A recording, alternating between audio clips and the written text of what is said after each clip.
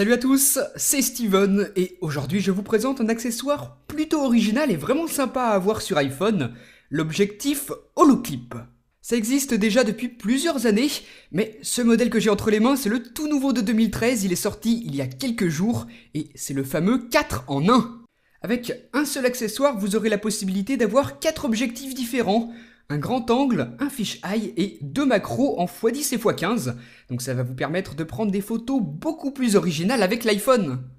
L'objectif ressemble à ça, il est vraiment léger, plutôt résistant et le constructeur propose plusieurs coloris que vous pourrez choisir en fonction de la couleur de votre iPhone. Donc moi j'ai choisi le rouge et noir. Pour pouvoir l'utiliser, il suffit de le placer à l'emplacement de l'objectif sur la face arrière de l'iPhone. Donc c'est super simple à mettre en place. Et une fois qu'il est mis, voilà ce que ça donne, donc ça prend un petit peu de place bien sûr. Et par contre, une fois positionné, vous ne pourrez plus utiliser le bouton de verrouillage puisque ça passe juste dessus. Ensuite, on peut commencer à l'utiliser, donc aussi bien en mode portrait qu'en mode paysage d'ailleurs.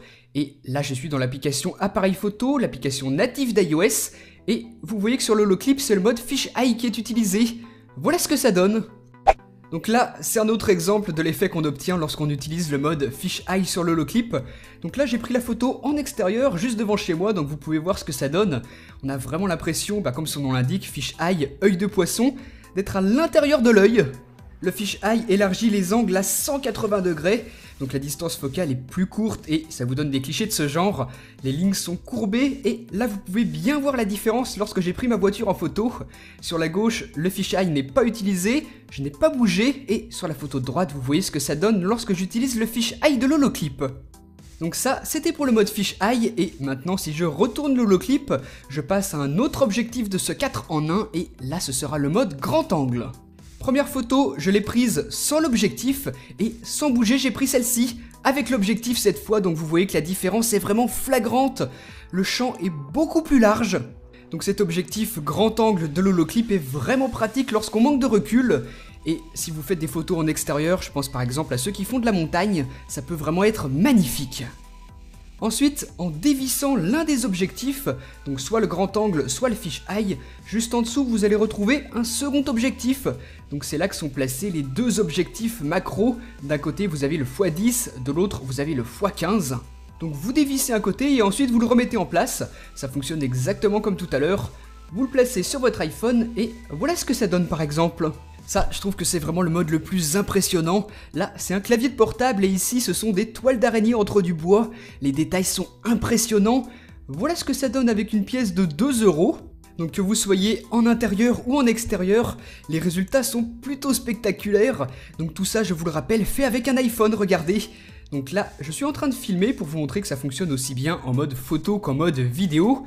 Donc c'est une plante que j'ai chez moi. Et vous voyez que le nombre de détails que l'on retrouve est vraiment impressionnant une fois de plus. Les deux objectifs en x10 ou x15 sont donc, vous l'aurez compris, très utiles pour filmer de petites choses de très près avec beaucoup de détails.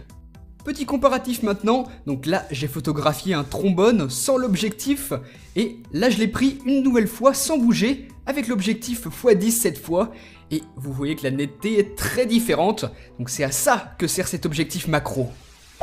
Cet Holoclip, lorsque vous le transportez, il faut vraiment faire attention à penser à protéger les lentilles. Donc sinon, vous aurez vite fait des petites poussières dessus ou encore pire, des rayures. Et ça pourra vite devenir embêtant pour vos futures photos. Donc vous avez deux petits caches en plastique que vous pouvez placer sur une lentille et sur l'autre. Et on a aussi un petit sac tout simple, on place l'Holoclip dedans et ensuite on peut le transporter. Cet Holoclip en 4 en 1, je vous le rappelle, avec donc un mode fisheye, un mode grand angle et 2 macros en x10 et x15. Vous pouvez le retrouver sur le site du constructeur, le lien est dans la description de la vidéo, donc jetez un œil si ça vous intéresse. Et il faut savoir que c'est compatible avec l'iPhone 5 et aussi avec l'iPhone 5S. Par contre, pas avec le 5C qui est un petit peu différent. Et si vous avez un iPhone 4 et 4S, ça marche aussi, mais il faudra bien faire attention à choisir le bon si vous l'achetez.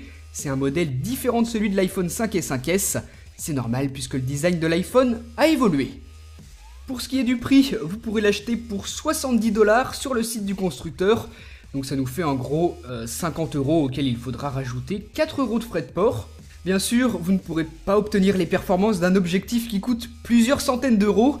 Ça peut paraître aussi un peu cher pour ce qui peut sembler un gadget, mais la qualité est plus que correcte et le 4 en 1 est super pratique et c'est très simple d'utilisation.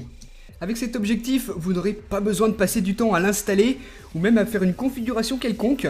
C'est tout simple, ça marche immédiatement, il suffit de le placer sur l'objectif de l'iPhone et c'est parti. Ça fonctionne immédiatement et même chose pour l'enlever. Et enfin, petit détail, ça ne frotte pas et ça n'abîme pas l'iPhone. Vous pourrez l'utiliser dans n'importe quelle application qui gère la photo. Donc par exemple, comme je vous le montrais tout à l'heure, l'application native d'iOS, l'appareil photo. Donc là, j'ai le mode Fisheye d'activer. Vous voyez ce que ça fait lorsque je prends mon MacBook en photo. Pour ceux qui aiment plutôt Instagram, ça fonctionne aussi, vous pourrez utiliser l'holoclip.